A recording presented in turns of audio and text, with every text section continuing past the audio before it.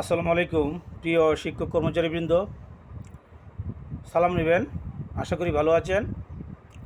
তো আজকে আমি আপনাদেরকে যে বিষয়টি জানাবো সেটি হচ্ছে আমাদের যে উৎসব ভাতাটা বাড়ানো হয়েছে সে বিষয়ে আজকে আপনাদেরকে আমি একটা সুস্পষ্ট ধারণা দেব।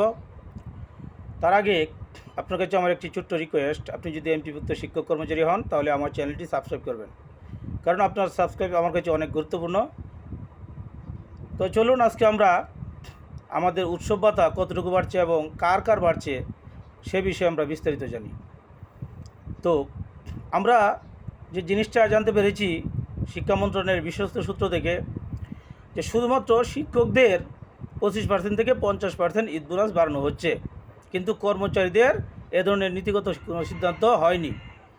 তো গতকাল 28 তারিখ দ্য ডেইলি ক্যাম্পাস পত্রিকায় এ বিষয়ে একটি খবর প্রকাশ করেছে, যেটি হচ্ছে কর্মচারীরা 50% উৎসব ভাতা পান, তবে তাদেরকেও বাড়ানোর আশ্বাস দিয়েছেন, কিন্তু এখনও কোনো পদক্ষেপ তারা নেননি।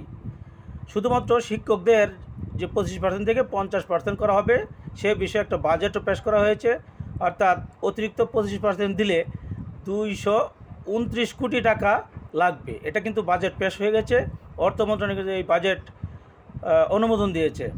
তো প্রজ্ঞাপন জারি হবে 25% থেকে 50% করা, এটা শুধুমাত্র শিক্ষকদের জন্য।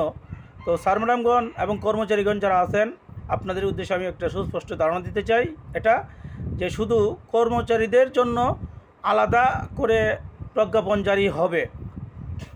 তো এটা নিয়ে কাজ করা হচ্ছে এখন কিন্তু শুধুমাত্র শিক্ষকদের জন্যই কাজ চলছে এবং বাজেট হয়েছে, কর্মচারীদের জন্য কিন্তু এখনও কোনো বাজেট হয়নি।